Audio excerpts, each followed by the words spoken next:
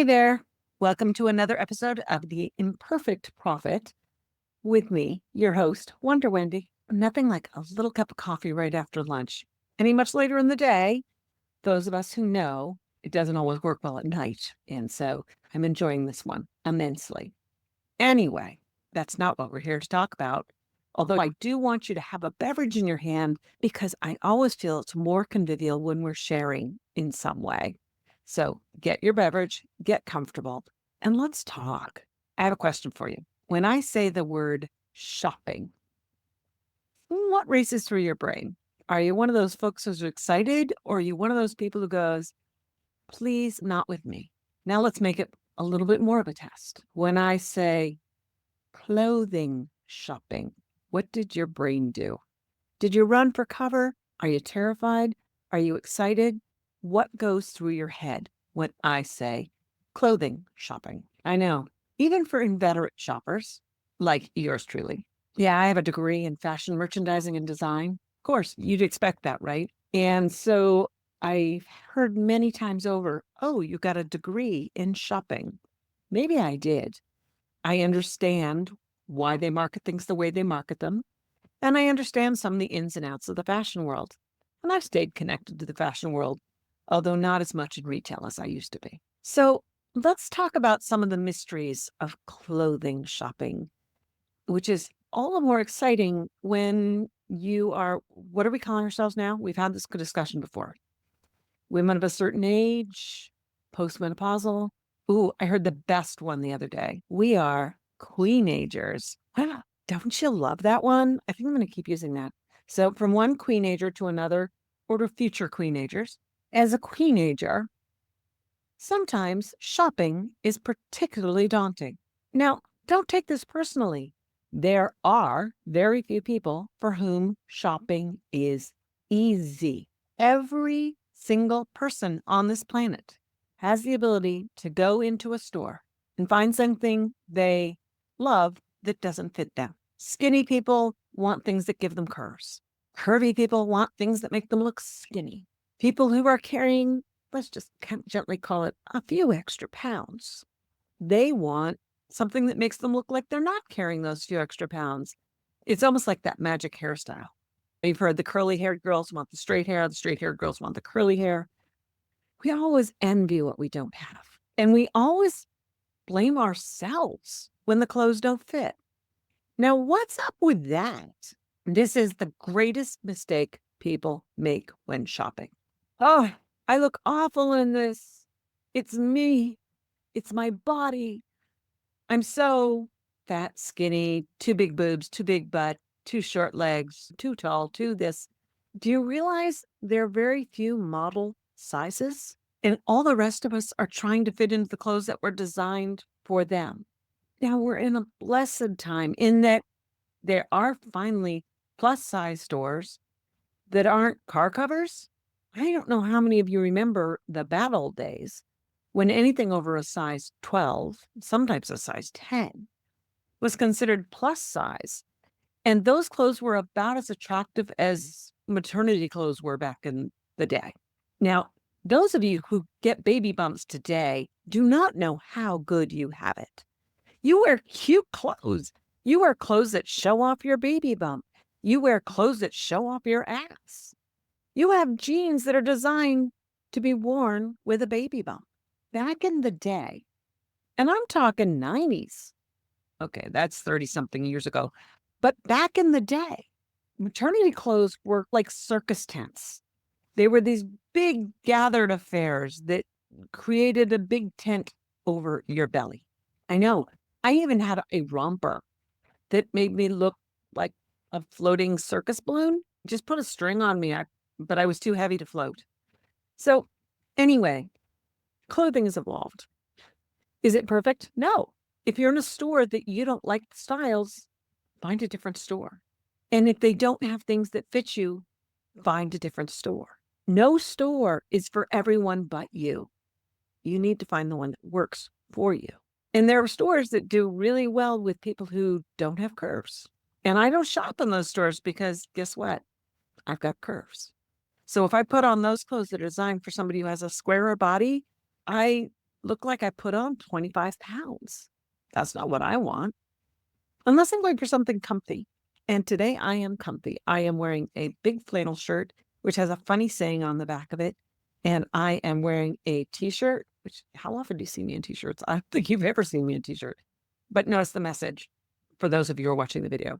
Nada es perfecto. I don't have great Spanish, but as soon as I saw this, I knew it meant nothing is perfect, including yours truly, the Imperfect Prophet. And most of life is not perfect. So there is no store that 99% of the people shop in and everyone but you. But too many of us approach shopping like it's everybody but me. And if you're doing that, please stop. Please stop. Judge the store for not understanding your needs. And guess what? There are probably other people with the exact same needs as you. And I can say people because now that I know guys who shop in the women's department and women who shop in the men's department. So even those rules are breaking down. Do you feel pink and frilly? Look for a store that has pink and frilly. And don't judge by the window. I was shopping with a friend, just yesterday. We were in the mall, and of course, there's still some of those Valentine's decorations up. We looked at the store window. She goes, "Oh, I can't shop there. It's too pink for me." I said, "That's their Valentine's display. Let's go in the store." Because she was looking for clothes that were more cotton. She's menopausal. Sometimes she gets really hot. Sometimes she gets really cold. And synthetic materials are not good for her. They don't feel good. They make her body sweat when she's cold. They make her they make her body sweat when she's hot. And they make her body feel colder when she's cold. Synthetics are often not the best thing. One exception, fleece stays warm even when it's wet. I learned this because my kid did swim team, and this was a lesson we all learned very fast. So fleece, while it is a synthetic, does have a purpose, especially if you're dealing with a damp cold. I'll leave that caveat in. So for every rule, there is an exception. Every rule has an exception. And if you're that exception, you're probably not the only one. So again, if you look at a store window and it's all pink, don't assume the whole store is pink. If it's near Valentine's Day, it's probably just that they're being romantic for February. And if it's March, they may look like everything they own is green because they're marketing towards St. Patrick's Day. And if it's July, everything may be red, white, and blue in the window because guess what? The 4th of July. So don't necessarily judge a store by its window. However, if you see something you like in the window, don't be afraid to go in and say, "Do you have that in my size?" and try it on. And if it doesn't fit, move on.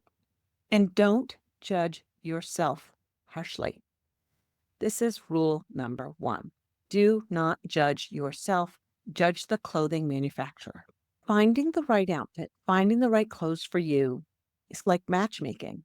You've got somebody over here making a product, and they're hoping that somebody will want to wear it. You need clothing, unless you're a nudist who lives in a warm climate. And even then, you may need to go to the grocery store, and most grocery stores are not clothing optional. So even a nudist needs the occasional outfit. Anyway, I digress a lot today. I've been hanging out with a friend. We've been free associating. So you may be getting some of that energy, but do not assume, just like if you walked into a bar and you met one person and went, "Oh, they're not right for me," would you turn around and walk out of the bar? Would you assume that you're never going to meet the right person? If you do, please, again, reconsider your thinking. But in general, you wouldn't do that. You'd be like, "Okay, that guy sucks or that girl sucks or they're just not my cup of tea and I don't even want to talk to them." That's okay. Move on. And the same goes for clothing shopping. If you don't find something you like in that store, move on. However, don't also, wow, my brain is getting ahead of my mouth today. I'm so excited to talk to you. Don't be afraid to ask for help. Now, if you are a woman of a certain age, again, let's say Queenager, and there was a 17-year-old there chewing gum. That's not the case. But if that were the case, and then you need anything, feel free to say, "Do you have this in other colors? Do you have this in other sizes?" And if they're not helpful, ask for a manager, ask for somebody else, or move on to a store that will be willing to help you. But if you see a sales clerk who is dressed a way you would like to look, walk up to them and say, "I love your style. Can you help me pick out an outfit? I'd like to try a few things on." Mind blown. Ask a sales associate to help you and look for somebody who respects their style. Would you choose a hairdresser with bad hair? No. So look for a sales associate. And I know in some stores, finding a sales associate in and of itself is a challenge. But if you need help, look for somewhere where there's someone willing to help you. It's okay to ask for help. And it's okay to not do business with a store that doesn't meet your needs. Sounds like common sense, doesn't it? So, back to shopping. Rule number 1, don't be afraid to ask for help and never blame yourself. Okay, that's rule 1 and 2. Never blame yourself. Don't be afraid to ask for help. Here's rule number 3. Don't be afraid to change your style. There's 2 reasons you don't want to get stuck in a rut on that one. And I know I've been talking about stuck in a rut a lot, but those ruts are so dangerous. They catch you. They hold you like mud sticking to your tires, and you're spinning and you're spinning and you're spinning. But guess what happens when your tires are stuck in mud? You cannot move forward. So let's get out of that rut. Let's not get stuck in that mud. So why are we going to change our style? 2 reasons. 1, we've all seen that person who has been wearing the same style since 1984. They're sad, aren't they? They are. I know it's retro now, but the old rule is if you wore it the first time, you shouldn't wear it the second time it's in style. Unless, another exception, unless you modernize it a little bit. So flannel shirts, they've come in, they've gone out, they've come in, they've gone out. Sometimes they're small and fitted. Sometimes they're hugely oversized. This one is distressed. It's got like a little bleach pattern on it. And it's got a cool sassy patch on the back that says, your first mistake was assuming I was like other girls. So it's all about wearing it a little bit differently than you did 30, 40 years ago, 30 or 40 years ago. Because if you're my age, that puts you back in the range when you were in college and high school. Actually, it's more than 40 years ago if we go back to my high school years, because I had my 40th high school reunion last summer. If you wore it the first time, make sure you're modernizing it this time. And if you're still wearing what you wore 20, 30, 40 years ago, it's time to update your look. Now, the other problem is when you get stuck in that rut, you keep looking for the same thing over and over again. And if your body's changing, which most of us it does, I'm in better shape now than I was 20 years ago. So I don't want to wear the same styles I wore 20 years ago because they would not flatter the body I have today. Or maybe your body has changed in the other direction. It happens. Lord knows, 10 years ago, I couldn't wear the clothes I was wearing. I am wearing today and look good. Actually, 2 years ago, I couldn't have worn this size t-shirt without looking like an overstuffed sausage. I do apologize that my brain and mouth are not working together today. Your body changes, and that demands different fashion styles to look your best. And if you're stuck in a rut, you're still demanding your brain and body to fit into something that worked a long time ago, but doesn't work anymore. Let go of what doesn't work and bring in what does work. So be open to changing your fashion style. And don't just keep buying larger sizes if you gain weight. Change your style to best suit your body. And one of my mentors, one of the women I watch on the internet, was talking about going to the store and having a fashion consultant / sales associate trying to help her minimize her backside. Almost exactly those words. And she realized, I love my ass and I'm going to show off that junk. So why are you trying to minimize it and put it under a car cover? So she rejected the concept of that sales associate and moved on. Now, if you want to minimize something and you find somebody who will help you, okay. But if you want to celebrate a feature, celebrate it. Dressing today and fashion today no longer have the rules that we suffered with for years. We had fashion rules. Oh, no black after Labor Day. No, wait, no black after Labor Day? No white after Labor Day. Oh my gosh, my brain really is scrambled today. Happens sometimes. I'm having fun. I guess I'm a little unfocused. And you know what? That's okay, because we all get like that. Learn to laugh at yourself. Anyway, the rules. No white after Labor Day or before Memorial Day.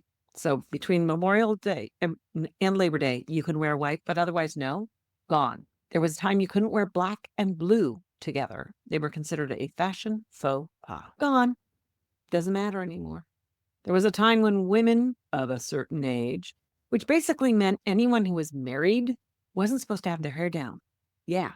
Now we're going back 100+ years to look at that time when women who were married didn't have their hair down. So anytime you see an historical drama set definitely before 1900, and actually even a few years after 1900, and a woman over the age of 20 has her hair down, she is not historically accurate, or she's a prostitute.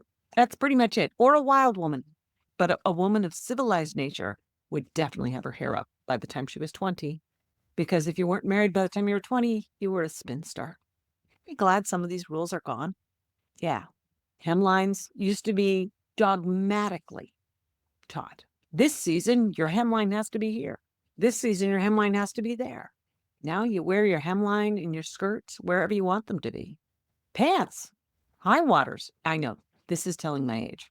I'm okay with a pedal pusher, which is a tapered pant that goes just below the knee to somewhere between the knee and the ankle.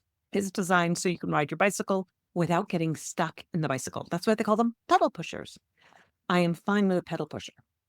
But then there are the pants that we called clam diggers, which in less polite society got called high water pants. Those were pants that were actually just looked like they were a little too short for you. And so they showed your ankle or even more than your ankle and didn't go all the way down to your shoe. And that was considered you just didn't have fashion sense and your pants didn't look good. I'm saying old rules. And now there are pants all up and down the runway that go anywhere from the knee to 5 inches below the foot. So you have to wear stilts to wear them. It's crazy. It is totally crazy. We even saw a man wearing, they call them boot cut. They almost look like small bell bottoms to me, but whatever, in the Super Bowl halftime show. And this was new ground. A man can wear those pants now. Is it in style? Is it right? I don't know. Is it right? Is it wrong? I don't know. But again, the rules are gone. So now it's about creating a good line. It's about creating something that makes you feel good. But it is also about presenting yourself to the world. So if you tell me you feel really good in an oversized t-shirt and sloppy jeans and beat up sneakers, I'll understand why you feel good in it.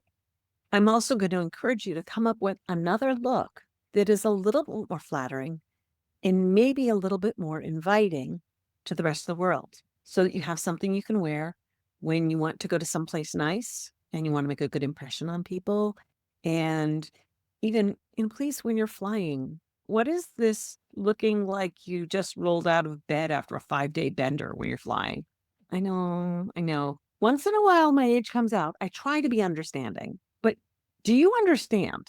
When I was a little kid, people dressed up to fly. The flight attendants wore cute little hats and they were gorgeous. And they put on aprons when they were serving you lovely meals. And women traveled with hats and gloves and hat cases, and everybody looked nice. And I'm not saying you have to look that nice when you travel. Maybe you can at least wear matching sweats and not stinky old sneakers and not look so much like you've got evicted in the middle of the night. Just an idea. And again, that's who I am. That's how I roll. And the reason I was taught to continue to look nice, even as the culture was changing, because this culture was changing by the time I was college age. We were already seeing airfares going down, deregulation had caused that to happen. So it was no longer a rich sport to fly by the time I was in college, and people were getting much more casual. But I heard a consultant talk about it and said, do you know who you're sitting next to on the plane? Do you know who you're sitting next to in an airport lounge? You'll never know who that's going to be unless you're traveling with a companion. But even then, when you're in that airport lounge or the third seat in that row, who is that person? And what if that person turns out to be somebody who you'd like to work with, but they see you looking, like I said, like you got evicted in the middle of the night and you don't have any personal pride? Are they going to talk to you? Are they going to respect you? are you going to have a second chance to make a first impression? So always dress to make the best first impression. It doesn't have to be, you don't have to be in a ball gown. You don't have to be in a tuxedo unless the event you're going to is appropriate for a ball gown or a tuxedo. And frankly, I don't judge. Your boy, girl, wear a ball gown, wear a tuxedo. Either one is appropriate for the event. We've seen gender bending rules broken, and women can wear tuxedos and men can wear skirts. So we've seen formal wear going all over the map, but it's done with style and it's done with taste. And as long as you do it with style and do it with taste, you can wear denim to a ball gown or a ball as a ball gown or a tuxedo. There's any number of ways to revision fashion. Find your own style. Be fearless. Ask for help. Don't judge yourself. Ask for help. Change your style every so often and make a good first impression every time you walk in the door, or at least try to. Once in a while, it's going to happen. You're going to sneak out of the house for a gallon of milk and you're going to run into somebody and be really embarrassed by the crusty clothes you're wearing. It happens. It's happened to everyone. Trust me. Okay, maybe not to everybody. I think I know a few people who never look at anything other than impeccable. That is not me. Anyway, shopping. Do not let those words scare you. Do not let shopping for clothes scare you, because you're letting weird messages get in your head about you. It's not about you. It's about what you want to be. And it may take some work. You can't just go out and grab something off the rack immediately, unless you're really lucky. It does happen once in a while. So I hope I've demystified that a little bit for you, and I hope I've empowered you to ask some different questions, because I want everyone to feel their best and look their best, not just give up. Please don't give up. It's sad when people give up. I don't like to see that. And you can see there's a sadness when they do give up. So you should have wonder in everyday life. And if you're terrified of going shopping, go out for half an hour. Try it, but don't quit. Do it again and again till you find the right store. Ask friends for recommendations. That is another thing. If you see a person, and whether a man or a woman, this works. If you see a person who has a style you like, say, I love your style. Where do you shop? Get recommendations, because they might be finding an out of the way place. Or maybe they'd love to take you shopping and dress you too. Who knows? Or maybe they're donating some of their stuff to Goodwill and they'd be delighted to sell it to you. I don't know. But talking to other people about where they shop, people that you like their style, steal their style. Why not? It's the greatest compliment. It really is. So nothing is perfect, as my t-shirt says, and neither am I, neither are you.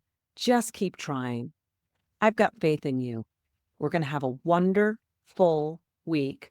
Hey, after last week's heavy conversation about climate in Cuba and everything people were dealing with, I thought we needed a lighter conversation.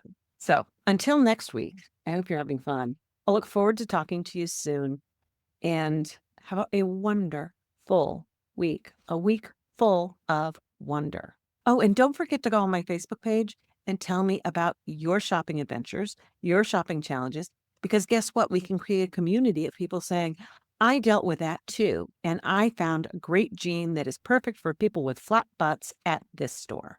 That's okay too. Until then, talk to you soon. Bye-bye.